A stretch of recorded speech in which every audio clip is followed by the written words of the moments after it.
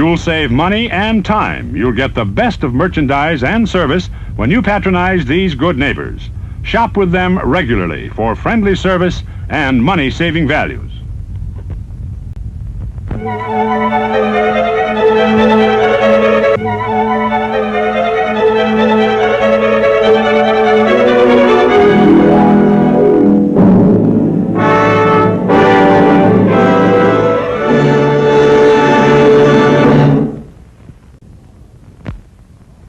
Get more out of life. Come often and bring your family to our drive-in theater.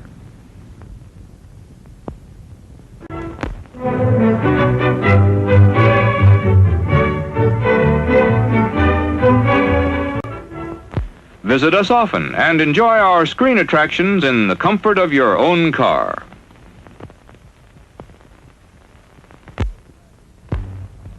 You'll be glad to know that we provide bottle warming service at refreshment stand. Golden pure creamery butter, rich, flavorful, satisfying. That's what it takes for the finest buttered popcorn, and that's what we use. See for yourself why there's no Showtime treat to equal the crisp, delicious flavor of hot popcorn that's bathed in real melted butter. It's at the concession stand now. Pizza! Pizza! Pizza, pizza, pizza! Everybody loves pizza, and we're now featuring the famous original Tolona pizza. Only the finest and purest ingredients go into the original Tolona pizza, made fresh to your order. And into the oven it goes. Presto, a luscious, hot, crispy pizza.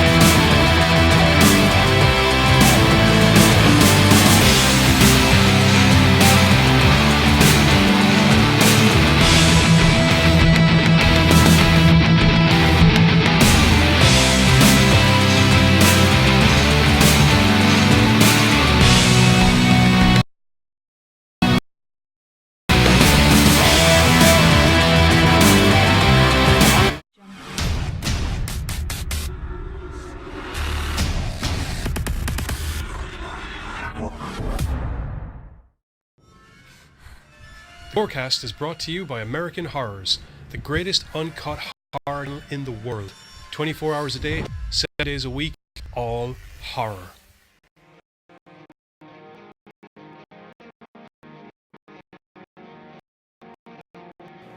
As well as the station of decapitation without your head. Because longest running horror channel, WTF. The following program is rated TV, MA, and contain language and is intended only for audiences. View discretion advised.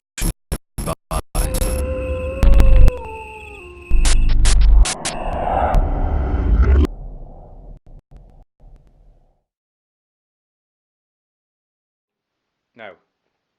Oh. Everything turned on okay. It must have been all the decorations interfering with everything. Okay. Hello and welcome to a decorationless studio. Yeah, as we said, we were going to be changing studios and stuff like that. So we're in the middle of changing studios. This last week was actually going to be the last episode, and then the boys came out, basically, and we were like, it's gotta talk about it. We still have the curtain up. Oh, so. Yeah, the curtain doesn't drop until the end. Boom. Come on, that was a good showbiz joke. It was a good showbiz joke. Lord. It was. Oh, good lord.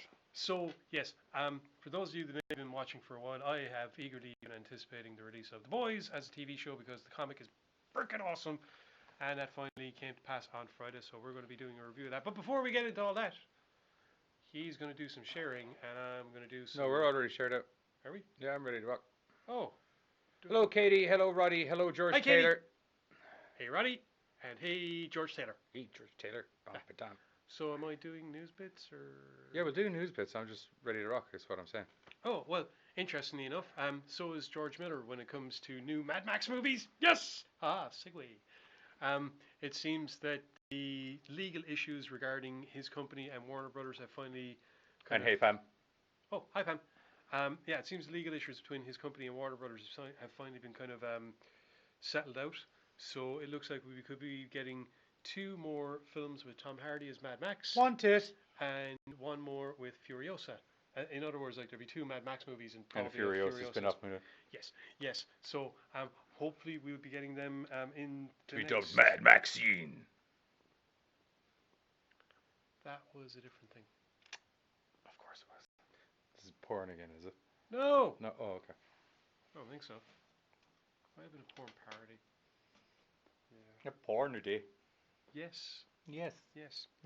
But with any luck, now that stuff is out of the way, we shall be seeing more from the Mad One in the next couple of years because I think they're looking at... Want it? Give it to me now. Put it in my eyes.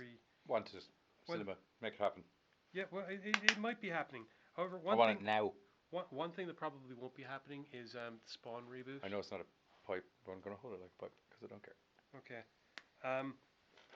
Yeah, once again, it seems Todd McFarlane has been trying to get his Spawn reboot off the ground. But they wouldn't do it the way Toddy wanted to do it. Yeah, I mean, like... And Toddy may have thrown all of his magic markers out of the pram. Kind of-ish. He went on a bit of a wobbler at San Diego Comic-Con, apparently, on the panel, and it was just a case of... We know how to Spawn movie. Do you? Do you really? Because the last... I can see his point, like... Todd McFarlane's. Do you know how to make a Spawn movie? Well, I mean, you see, I agree, there's just one problem, and it's the problem that seems to happen with every single comic book adaptation that ever goes onto any kind of screen whatsoever. Except for this? No, every single one of them. Oh, yeah. People behind cameras that actually have nothing got to do with the paper material decide to turn around and say, oh, we should change this, we should change this, we should change this, we should change this, we should do this. And if you don't do this, the audience are dumbasses and they won't actually understand things. So you have to color it out in fucking crayon for them every fucking time. Which, understandably, has guys like Todd McFarlane going, you know what, go sit in and fucking swivel and stop trying to take my piece of art and turn it into your piece of shit. Sorry, that was probably mainly aimed at like Michael Bay for his treatment of the Transformers movies. Oh, yeah. Thank the gods for Bumblebee. But anyway, yeah, McFarlane's kind of notion is that if it gets changed too much, he's just going to take his ball and go home. But then he was like, you know what, screw it, all I really need is 20 million. I've heard of this. I can 20 million crowdfunding and we can make the movie. which seems to be Giz levels of naivety when it comes to, you know, how much actually goes into a movie making industry. Yeah, because I would imagine you'd need quite a lot of special effects for a Spawn movie. I don't know. Yeah. For the last Night Shyamalan film Glass, and that was the largest budget that Blumhouse has done for a movie. Yeah, but none of your guys in Glass have chains that spurt out their back and a cape. It doesn't matter. We'd never be seeing Spawn anyway. I want it. Like McFarlane's whole idea is to make it a Jaws-like movie where we never actually see Spawn.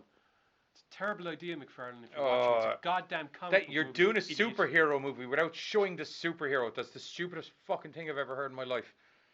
No, maybe you want to do a spin-off series about Twitch and fucking the other fella. Yeah, but we're going to do. Yeah, but I want to do it like a horror movie. By all means, do it like a horror movie. But you can't ignore you can't ignore the superhero element, and people get pissy with it. Now, do you see why perhaps he's running into a lot of fucking problems with people turning around going, no, God, no, it's not. Many things about Jaws where people were so scary you couldn't see the shark. And also it was very easy for people to imagine the shark. People know what sharks look like. They just took what they normally thought a shark looked like and expanded upon it. Okay, I think sharks are about this big. No, turns out they're 20 feet. You know, I'd get all, you know. To be fair, they weren't exactly. Nobody knows what a spawn looks like. They weren't exactly that far off the mark with Jaws in regards to size of potential. No, should have found one bigger than them. Yeah, exactly. Tough to find a spawn bigger than a spawn though, because like spawn bigger than spawn. Yeah. Spawn. Anyway, continuing the vein of things coming back. It seems that Vin Diesel has announced via Twitter that the script for Riddick 4 Furiosa has been finished, so I guess maybe we'll get a return to Vin Diesel's iconic Is it Furiosa your one from Mad Max? Funny all that, isn't it? Is it Furiosa? Furiosa is the one from Mad Max. And supposedly from. And Furia, my bad. Yeah, thank you. Furia is the Riddick, but to be fair, really fucking close there. Just a couple of S's and an I and an O. For those of you unfamiliar with the mythology of Riddick, Furia is supposedly the return finally of Vin Diesel to the character that got him kicked off before he decided that he was just going to spend the next decade driving around in cars and talking about other people's families. Talking about other people? What? Yeah, isn't that what Fast and the Furious is? He doesn't have a family, so he keeps saying it the whole time. You're my family. Oh, yeah. But they are kind of his family, though. In a sort of a Robin Hood and his merry men being family. They were his gang. Yeah. Robin Hood's merry men were his gang. One of them was his sister. Robin Hood? No. Because that is one fucked up twist. No. Incestuous though it might be between himself and Maid Marian. No, mate. In Fast and the Furious. Well, that's still a fucked up incestuous twist. He wasn't banging her. Oh, okay. Paul Walker was. Ah, that's why he had to die. Oh, that was horrible. It was pretty bad. I'm sorry. It's pretty bad. It's also not remotely what happened. No, it's not. He banged the sister and then he saved the day even though he was a dirty cop, and then, you know, Vin Diesel's like, and then he let him get away. All I know is that apparently they had a plane take off for 20 minutes on the runway one time. What? It took 20 minutes for a plane to take off on a runway in one of their movies. That's not me using hyperbole. That's a fucking fact. I'm sure there's some reasoning. Yeah, they needed to keep cars in the fucking film because it's Fast and Furious, not up and away. Oh yeah, so you have cars driving at the plane.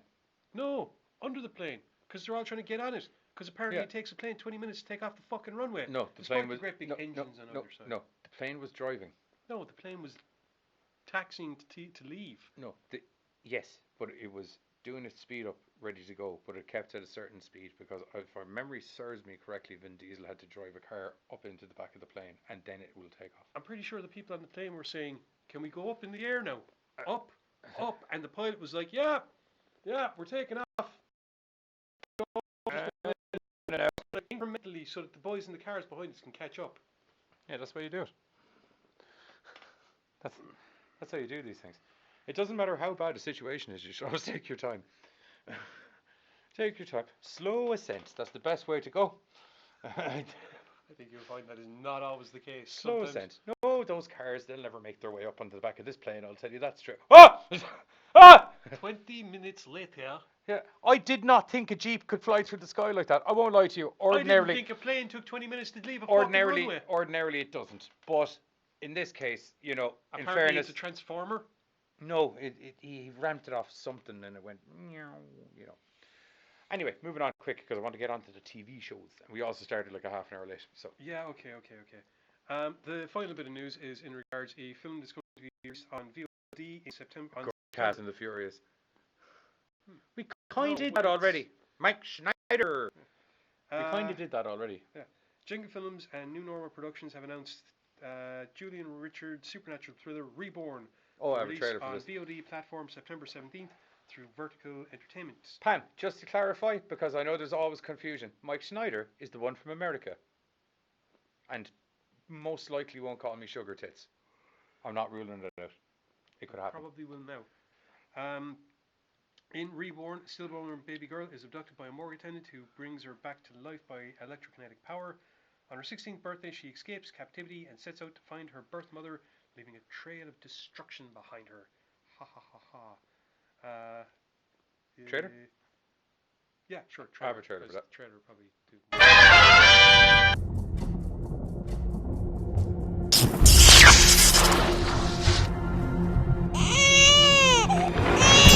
Are you Dr. Ince?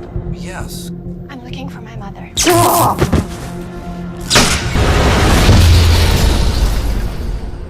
Your hospital told me that she was buried, and then she said that you put her in a jar?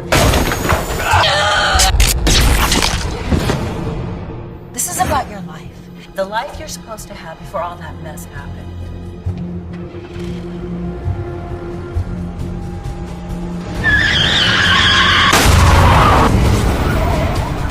Oh my God!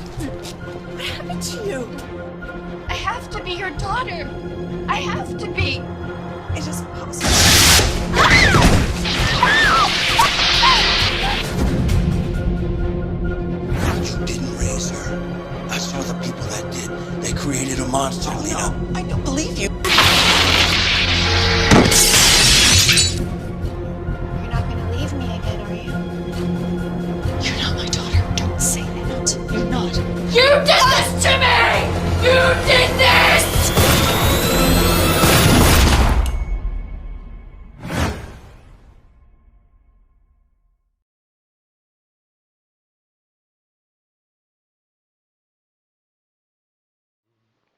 Sorry, still getting used to doing the with the left hand. What's going on? Yeah, that looks pretty cool. Yeah, like I said, Won't lie to you, we should watch the trailer before we... I did. I didn't. Ah. You went, you should put that trailer in. And I was like, okay. And then you put it up, and then you clicked off and did something else, and you guys kind of went, I had a show to produce. And a very cool poster to make. That's true. So anyway, yeah, as I said, Reborn is going to be released on VOD platforms on September the 17th from Vertigo Entertainment, and it looks like fun, and... It seems very tasty. Yeah. Barbara Crampton, yes please. Yes indeed, Rotty. Barbara Crampton all day wrong. Okay. Went Jonathan Ross there for me. Jonathan what? I went Barbara Crampton all day wrong. Okay then. On to the main event. Yeah. The boys came out on Friday. I came on Saturday. That delayed me Friday. Oh no, do you know what? I gamed like a motherfucker. That's what it was. Yeah, because we recorded the show, came home, did the advertising, then my brain went, the boys are out, yes! And then I spent the next 8 hours binge watching the damn thing till about 4 or 5 in the morning. So good. So good. Yes, So so freaking good. For those of you that are unaware, The Boys started life as a Gareth Ennis comic book, which means... Fucked in the head. Yeah, and there's no way that all the awesomeness is ever going to Tell be them allowed some onto other the Gareth screen. Ennis comic books they might be aware of. Gizzles. Preacher, which was also altered heavily. From the Enjoyably masterpiece that it so. used to be. Enjoyably so. Not as good as the comic, granted, I'm not disputing. All the best Punisher stuff, including most of the stuff that influenced his run in the Netflix TV shows of Daredevil and, well, Punisher, obviously. Because there's all... So it could be said that Gareth Ennis is like the Stephen King comic book adaptations at the moment. No, it could be said that Gareth Ennis is the mad Irish bastard of comic books and has been for the last 20 years. Because they're doing loads of Stephen Book adaptations. Yes. The stutters. The Boys centers around a world in which superpowers are a thing, and superpower teams are most definitely a thing. And there's just one big problem with that, and that is when you have the ability to do whatever the fuck you want, odds are you're going to do whatever the fuck you want, and governments are kind of inclined to let you because, one of your guys is probably a walking nuke. Who would have thought that story that Stan Lee wrote about an omnipotent man that decided to be like, I like these goofy little bastards, I'm not just going to squish them all like little bugs, and whatever tries to run away from me, shoot them in the back of the face with my laser beams. I know, or fucking I don't know, I said Stan Lee, he's DC. Joe Silver? Did you mean to say Joe Silver? Okay. Creator of Superman. Yeah. Yeah, okay. That one. Thanks. God, Sorry, I don't know where fucking Stan Lee came. What's worse is I actually hope that I'm right and it's Joe Silver. It's either Joe or Joel. I think I'm full. It's not Stan fracking Lee. I can tell you that much for certain. Okay, I've gathered that. Thank you. Point is this. In a world where superpowers are real and those little fucking bastards can and will do whatever the fuck they want, you need someone that can keep them in line. You need someone that can dig up all the dirt and occasionally kick their fucking teeth. Some group of boys or something like that. That's where the boys step in. That's where the boys step in. Yeah. Now, in the comics... It's very Limerick mentality, isn't it? We got a bit of a problem. Who are you going to call? I'll call the boys. You haven't had a chance to read the bit of... I haven't had a chance to read. You sent it to me an hour before you came down. I gave you these comics ages ago and went, read them. When? Probably as soon as I saw the first trailer and went, oh my god, they're turning the boys into a TV series. Look at this, it's going to be awesome. I don't think that happened. Pretty sure I made that reaction. No, I don't think I received comics. Oh. Anyway, my point is, what I said there was paraphrasing actually the stuff at the start of the comics. Right. Plus, Billy Butcher's a mad bastard. He's my spirit animal. He is. Like I said, this is the world that the boys is set in. And much like in the comics, in the TV series, we're introduced to it from the experiences of wee Huey. Or just Huey, as he's called in this, because he's 6 foot. Well, no, they do. He does call him. The Frenchie actually calls him Petite Huey. Petite Huey, and he's like, I'm fucking 6 foot, dude. Not that big. Everyone calls wee Huey wee Huey. Because he's the young end of the group. No, because he's fucking Simon Pegg. Sure. It's worth noting that in the comics, Derek Robertson did draw wee Huey to look like a shaved-headed, a bald Simon. Yeah. He looks like Simon Pegg, which is awesome because they get Simon. Pegg. Yeah, they get Simon Pegg to actually play. 10. 10 is good. I'm trying to think of how old Simon Pegg is. The Boys is set in 2006, and it is actually relevant because they use real-life situations and kind of alter things, take into account a world with superheroes. Yeah. Still fucking trash, still fucking disasters, but in a completely different way. And I'll tell you more about that later because it happens in the TV series, kind of. What? We'll get to it. We'll get to it. This TV show does change a lot of things. Much like with Preacher, there is a lot of stuff that happens out of time, I suppose. Events happen differently.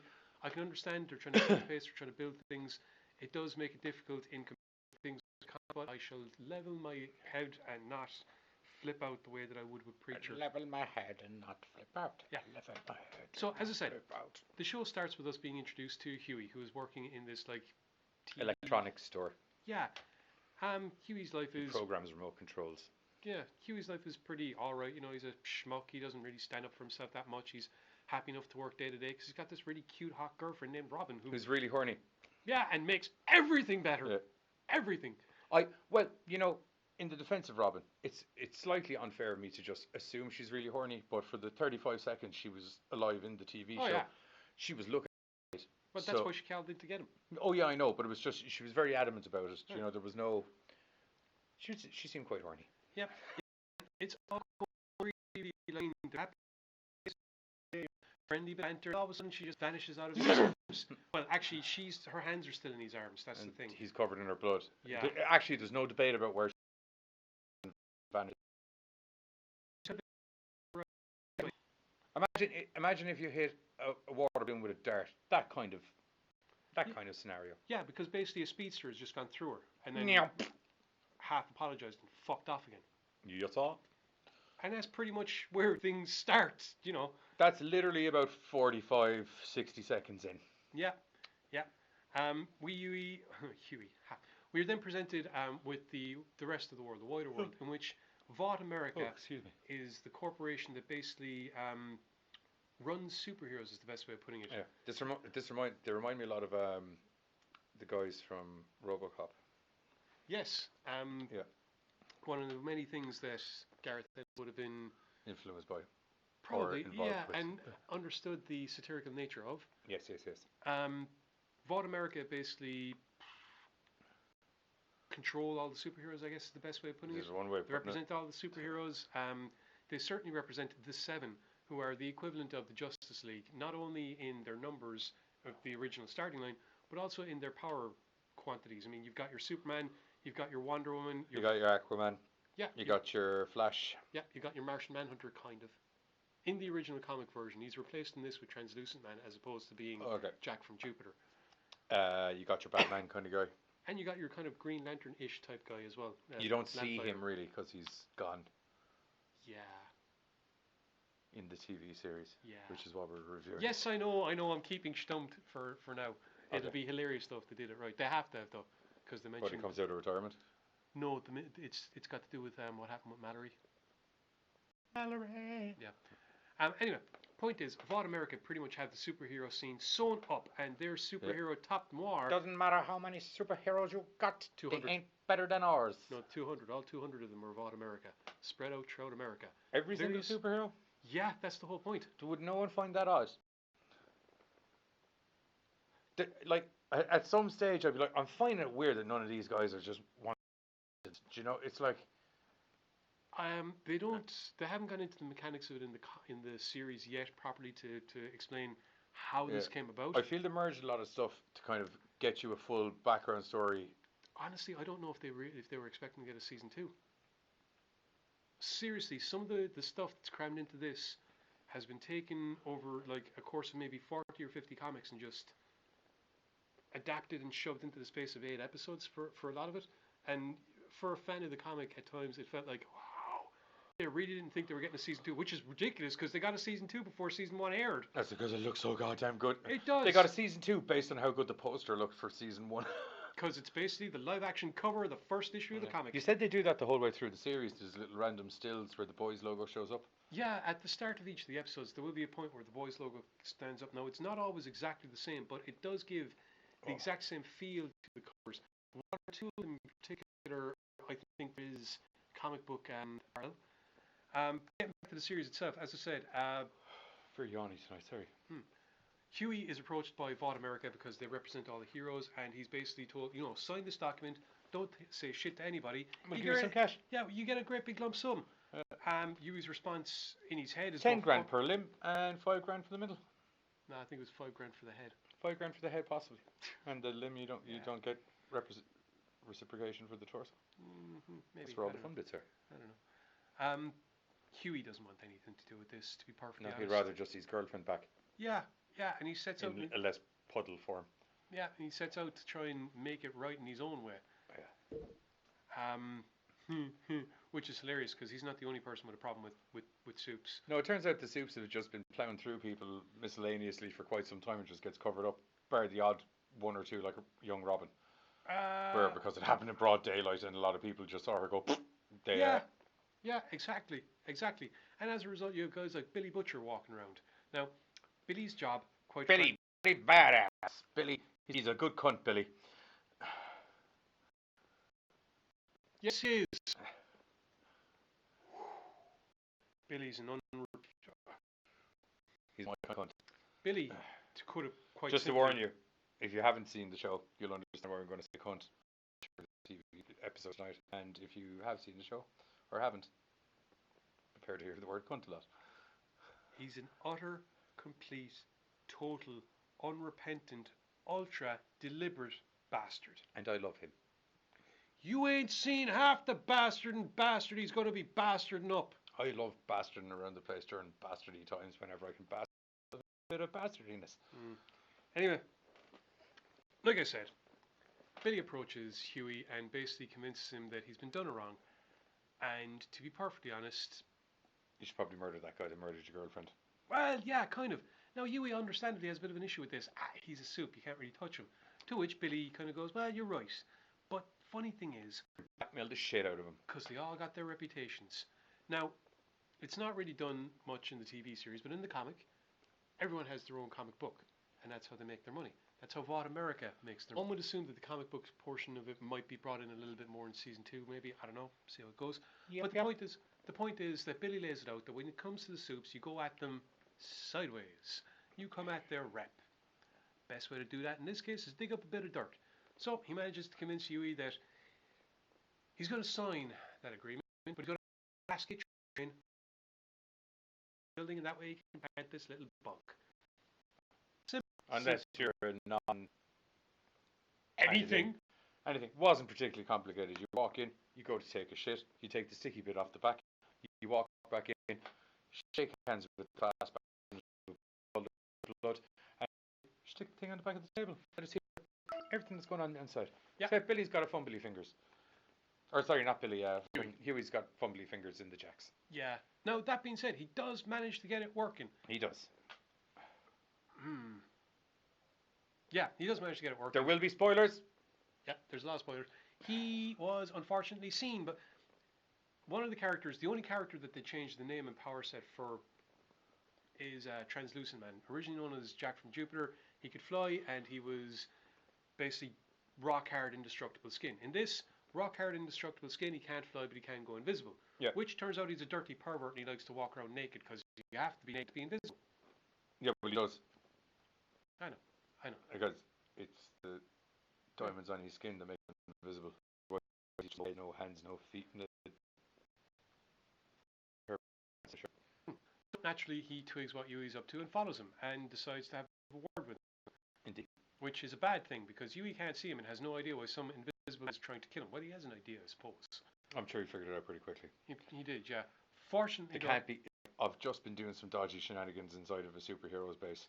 I haven't really interacted with superheroes much other than that, and I haven't heard any other explanations for invisible people.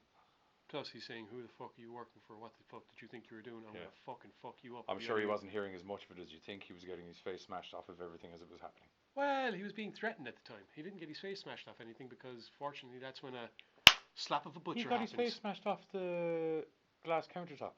Oh yeah. And cracked. He did. Well, it still wasn't too, like, it wasn't... It is for a little pussy like fucking Huey. He's never had a fist fight. Yeah. But, like I said, fortunately... He's never had a boo-boo. Fortunately, slap of a butcher who arrives in prime style, in a car, through the front of the building, into the Translucent Man. Yep. It's hilarious. Smash. That's how you handle it. Yeah. And then, a fantastic fight involving some very innovative ways of getting around that whole invisibility bit. Yeah. And you also realize there's a brainiac. Yes, do. It's in the same thing, isn't it? Yeah.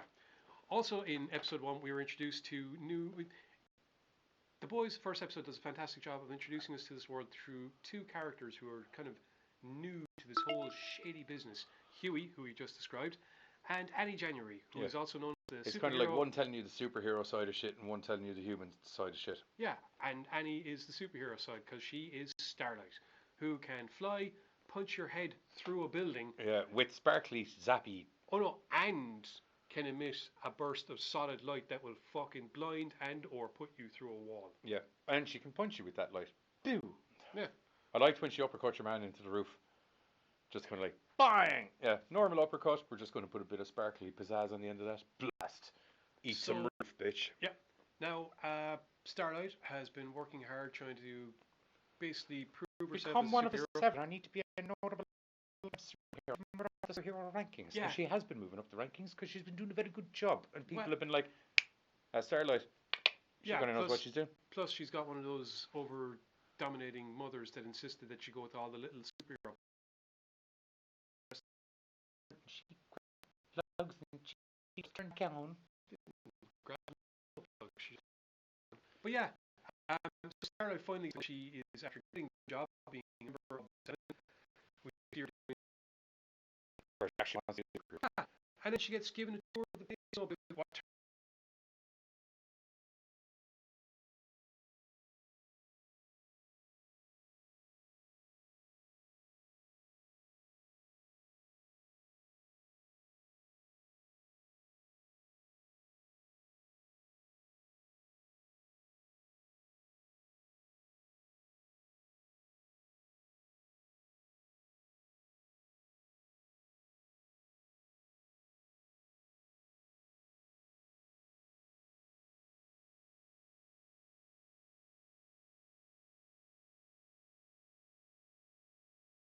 part of The Boys kicks off. We get a fantastic introduction to episode 1.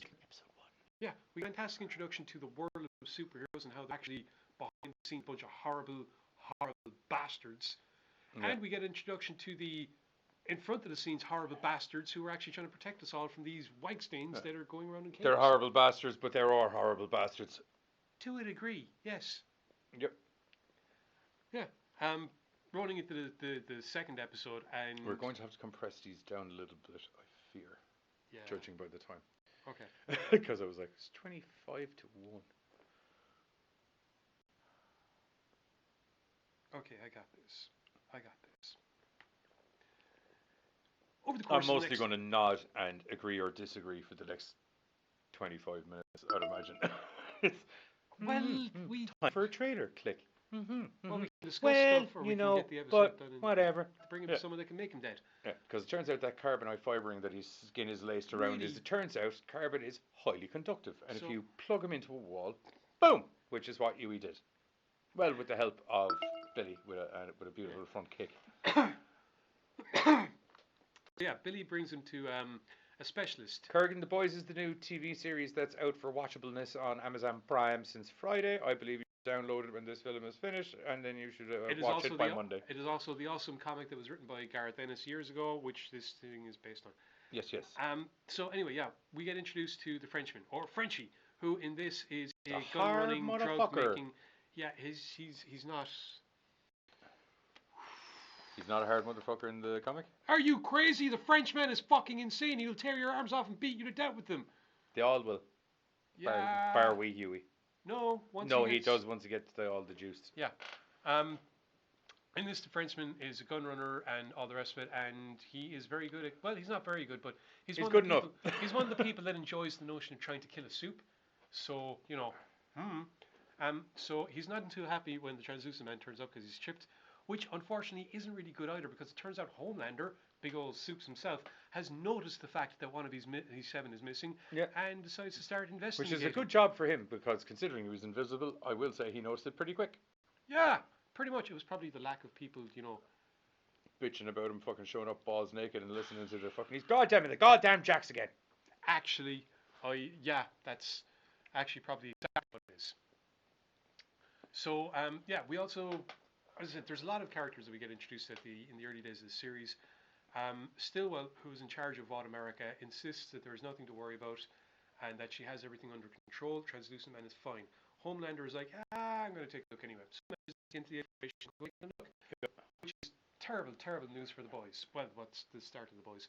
Who eventually do figure out how you kill an indestructible, invisible man. He's indestructible from the outside. Does that mean he's indestructible from the inside? I assume he poos, right? He's got to have an exhaust pipe. If it goes out, it can go in. Bit of C4. Stuck right up there. Yeah, pretty much. So, while Billy and Frenchie try to figure out a way of making sure the Homelander doesn't disappear them, which actually kind of works. Yeah. Translucent Man tries to talk his way out of the cage, talking to Huey, giving him information on A-Train, letting him know where the fuck he was, and possibly giving him a clue as to what the fuck he was doing that made him run through his girlfriend, because it sure as shit wasn't stopping a crime, as Billy has proven. Yes. Translucent Man gets out. They manage to cause a distraction which keeps Homelander away, and Billy's mercy evaporates quickly when, after trying to talk his way out of it, he just thinks, you know what, fuck it, beep, and ends up covered in blood. No, it's not Billy. Huey. It's Huey, and it's not for no reason. Your man makes a deal with him to walk out, and he kind of gets these flashes of his girlfriend exploding in front of his face, and then he's like, fuck it. Yeah, it's great. I've already been covered in blood at least twice this month, and the third time doesn't really bother me. Yeah. Now, while all this is going on, we have Starlight. Having to kind of basically deal with shit and growing a spine. She runs it. Okay, this is actually integral. She does run into Huey in a park. There's a conversation that is had. Huey's having a sandwich. She's having a bit of a cry after getting off the phone with her mother because she doesn't feel that the 7 are of the type of people that they're supposed to be. And her mother politely explains to her, going, I bust my ass bringing you to these goddamn places, and you better just kind of in a more polite manner than I'm doing now, but you better chin up, missy, and deal with it, because you're a goddamn superhero. Fortunately, Yui says stuff that actually works. Your mom's a cunt, and you shouldn't listen to her. If you don't like your job, fucking quit. Yep. So this is the start of the relationship of Annie and Huey, which, isn't it cute? It is very cute. Yeah. She's way out of his league. She's way out of his league. She's way out of his league. I was watching this at like stupid o'clock in the morning last night. And just imagine if it was Peg. Yeah, when your man said it, started your when Billy says it to him in the pub, I'm like, you ain't wrong. You ain't wrong. He looks like a younger version of the guy that's playing the funny dude from It Chapter 2. He's in Saturday Night Live and like, okay, what is it? You know It Chapter 2? The guy who plays the DJ. Yeah. Anyway. Okay. Now you're elitist. What? Like I said, Starlight, despite the fact, she's met Yui, convinced her to, quit if she wants, but she says, fuck it, she'll stick it out. Now, Starlight ends up actually breaking up a rape at one point and ends up getting a load of shit for it because she got caught on camera, out of costume, kicking the fuck out of two guys. Yeah. Unfortunately, caught on camera, kicking the fuck out of two guys, but not in costume, and with no rape victim on camera either, being the major issue. Yeah. Yeah. It mostly looked like she just decided to beat the shit out of two dudes. Yeah, which means that they're able to kind of leverage her into wearing this skimpier costume. Yeah. It's a nice costume.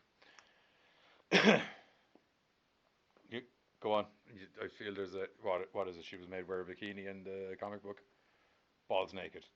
At first, it's more or less the costume that we see in the TV show, and then later on they went, oh, we have another costume change for her, and it's pretty much bikini. At which point she returns to her old costume rather vehemently, and if anyone has anything to say about it, Queen Maeve happened to be standing there, found the entire thing humorous, and agreed with her. Good. Bye. Eyeballs. It was kind of like, yeah, and Queen Maeve was kind of like, she's right. Any arguments? It's a little bit slutty. Well, more like good for her. Yeah. But anyway, yeah. Which there is this slight reflective conversation of that. Yes, there is a lot of stuff that's kind of half parodied in different moments. Influenced for the greater good. There's a lot of direct lines that are taken. Mm-hmm. Anyway, I like when they do that. It shows there's some attention to subject matter.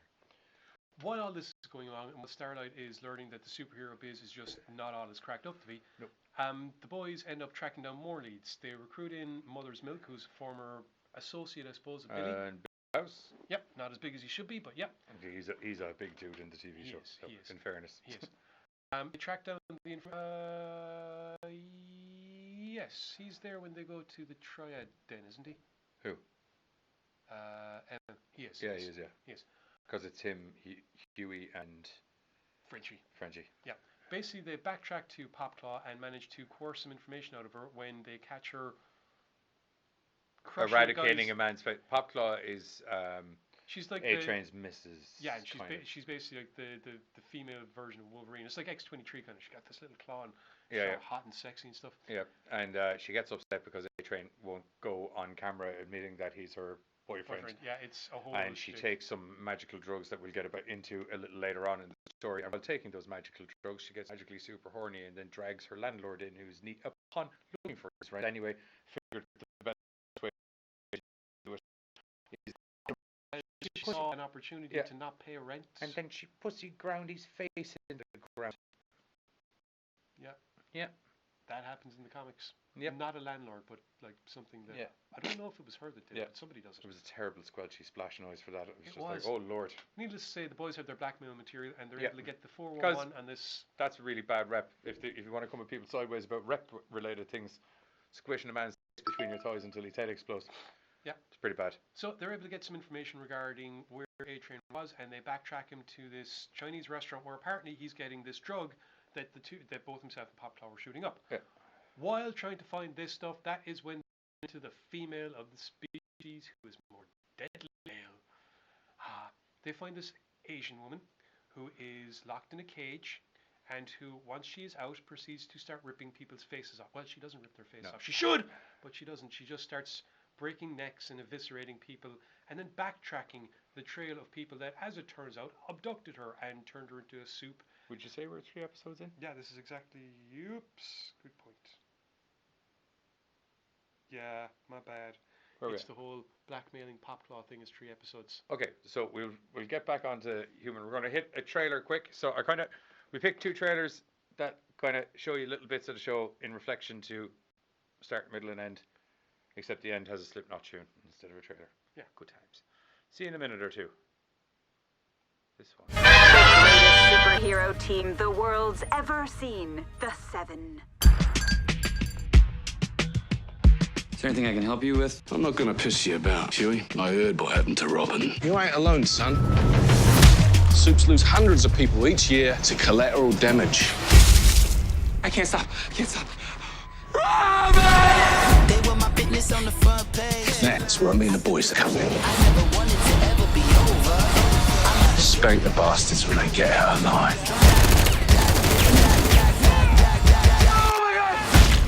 Can you control her, please? You need to unclench your asshole. Why are you two carrying on like a bunch of fucking twins? Who the fuck is this? We got a fucking job to do.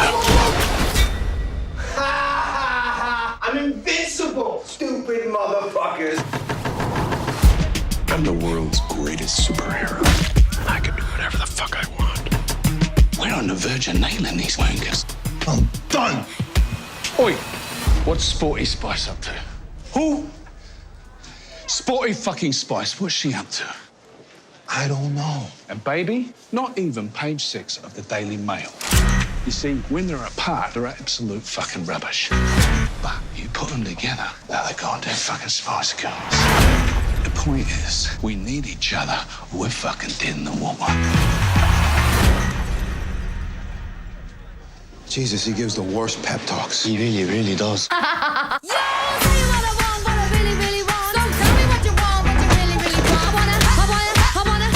can't do this. You just pulled the fucking trigger! Sorry!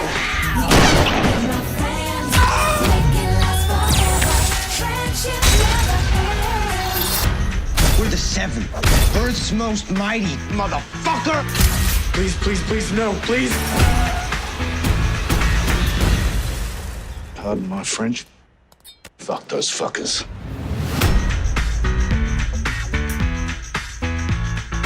If you wanna be my lover.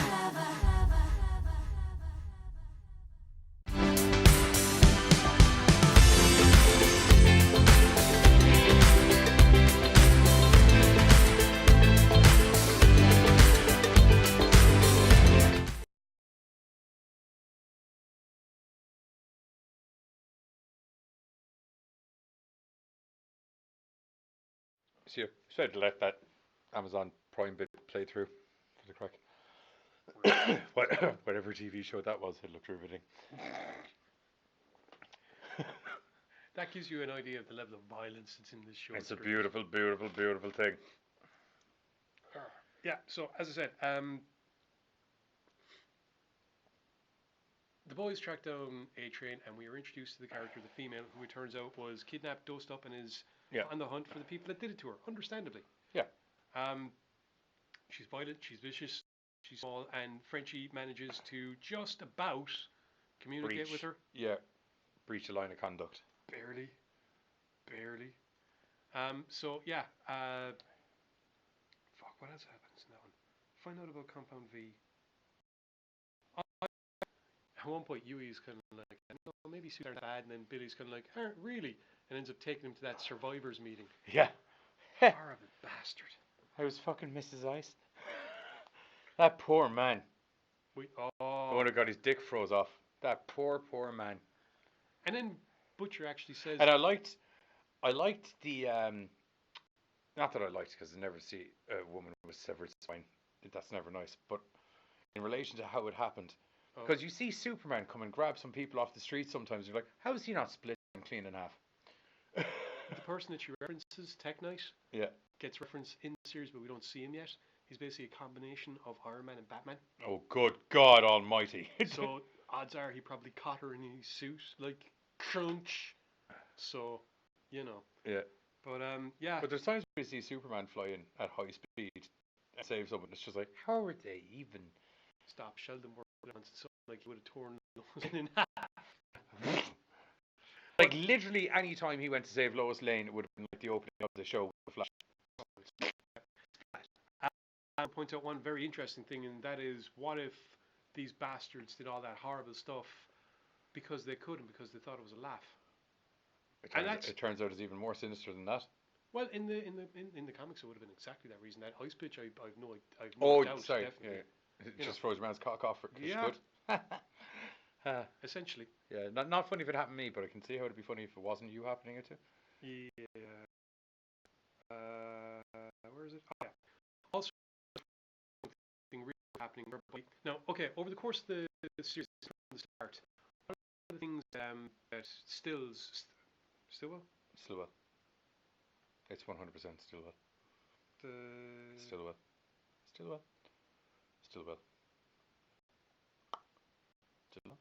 I just want to make sure. It's cool. Pretty sure it's Stillwell there. Sure, we'll just say Stillwell and move on, will we? Yeah. Okay. Because it's Stillwell. Yeah. Yes, all right, fine. Stillwell. One of the things that is done in the series, but not quite as in-depth, I suppose, in the comics, although they might get to it, is the fact that Vought are very, very keen on basically getting supers into the military. Oh, they're very keen. It's one of their big things. It's the main reason that they're about. Now, the reason for it's the main driving force in this season. Yeah, it is. Now, as you learn over time, or hopefully we'll learn over time, the reason for this is that Vought America were always in the weapons industry. Yeah. They just started making human weapons instead of weapons. Essentially. Now, in episode 4, what happens is Stillwell, because she has contacts, get word that planes have been hijacked. She sends Maeve and Homelander to go up and rescue the plane because it is the ideal opportunity to demonstrate exactly how effective soups can be. You get in there before the F-14s get in there, and you have it all resolved, and it's just a load of happy people on a plane with some terrorists tied up. There's just one fucking problem with that. Call me Sergeant Homelander. There's just one fucking problem with that. They shot the sheriff! No, sorry. They're completely untrained and have no idea what they're doing. To be fair, the TV series is not quite as much of a fuck up. It's a relatively effective breach and clear until they get to the pilots. The pilots, which could happen, I suppose. They do have super speed, though. Homelander does. He was the one standing at the door. I know, that's my point. He let that happen. Yeah. I'm very sure he sank that plane on purpose. No. I genuinely think that was. No. He just didn't care. It was the pilots are dead. The plane is going down. They have no way of stopping the plane because physics. To be perfectly honest, I loved how it answered so many comic book cliches that you see, where she's like, "Can you just go fly and stop it?" He's like, "Oh, with what? We're in the air. I have nothing to push back from." Why can't you fly at it? Sure, I can fly at it, but I'll probably fucking go through it. Yeah, he's just gonna rip the hull clean in half. It's not gonna. What about catching it from the tail? All this stuff, they go through it, and it's cool. So the end result is Homelander just goes, "You know what? Fuck it. Yeah. I'm leaving. I'm out of here. Good luck." Gives in a very nasty way, because he just leaves. He's just like, "It'll be all okay. Good job. We got it sorted. Everyone, well done. You survived. You survived." Just making his way. Maeve, come on. I need to talk to you back here for a minute. we need to leave now. We need to leave now. Oh. Yeah, the end result is... It's a dark... because I'm a sick son of a bitch, saw the humour of it. Do you know what I mean? But it's a dark, dark scene. You have no idea. That definitely it was supposed to have happened 5 years before the comic starts, and it's 9/11. Well, they're heading for the towers. That doesn't happen. Instead, the 7 happen. It is a clusterfuck of epic proportions, and the plane drops on the Brooklyn Bridge. Oh, Jesus Christ. Okay. Homelander takes the fucking ass of the plane out. Goes through it in some idiotic attempt to try and slow it. That's after Black Noir into the front of it. How did he go into the front of it? In the series, only Homelander can fly. In the comics, sorry, not Black Noir, the Deep went into the front. I thought... Yeah, because I'm pretty sure Black Noir can't fly. He's human, isn't he? No. In the series, in the comics, only Black Noir and the Flyer cannot, and the Speedster cannot fly. Everyone else can fly and do everything else. The Deep literally gets fucking pancaked on the front of it, but he's holding Black Noir, so Black Noir just drops like a fucking stone.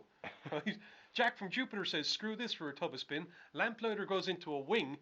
This all starts because they are You saw Shazam, right? Yeah, yeah. You know the way there's that point where Shazam and your man are ages apart, your man's doing his monologue, and Shazam's like, I can't hear you.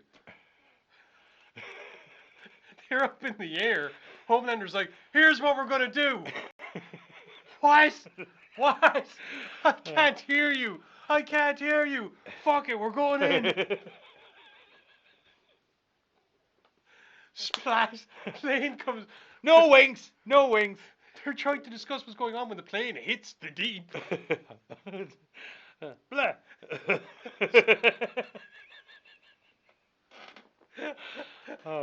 Anyway, it is a tragedy.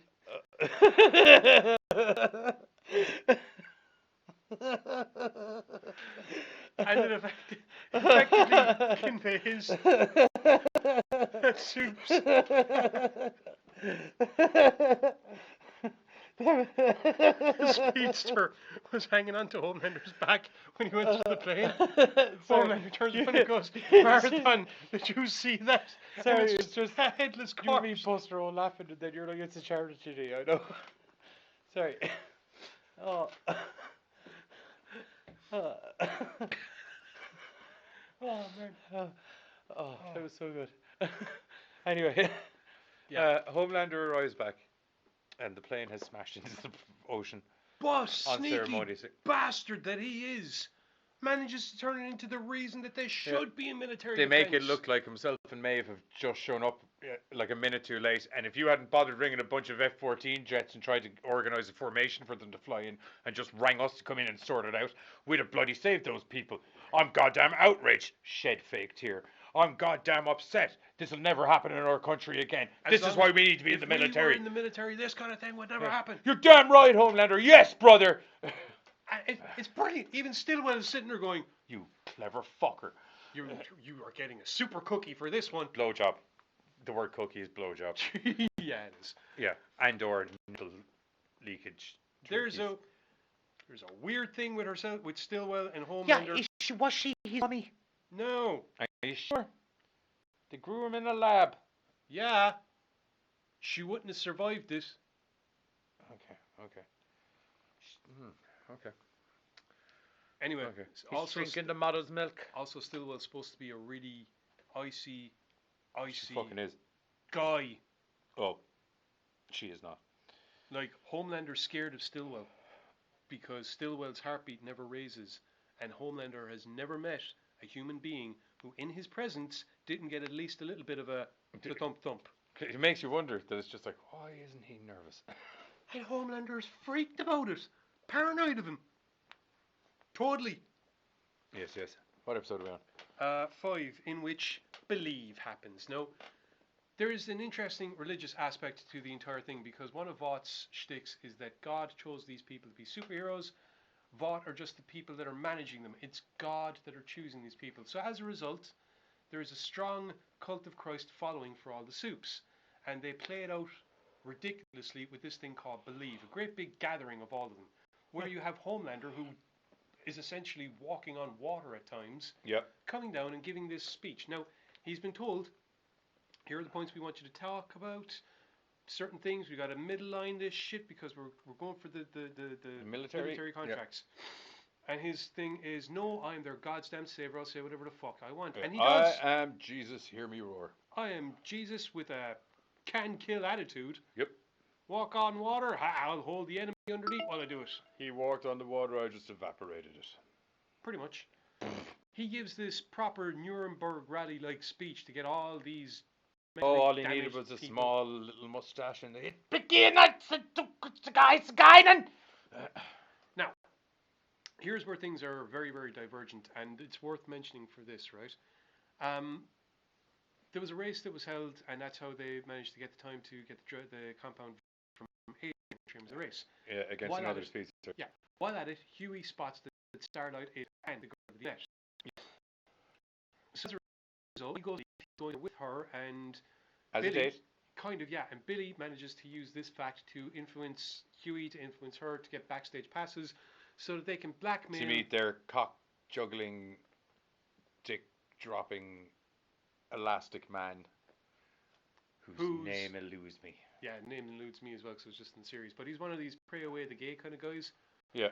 hypocrite. Even though he's totally gay. Oh yeah, absolutely. One of the first people that Huey meets when Billy takes him to the gay superhero nightclub. He's literally the first guy that gives Billy any indication that the superheroes aren't what they're making themselves out to be. Well, there's also the Captain Adam / Ant-Man guy who takes a run around. Oh my god, that was amazing, by the way. I love brilliant. That. Oh! Oh, yeah. Good times. So anyway, at Believe, Huey's job is to blackmail this bastard into getting more information on Compound V.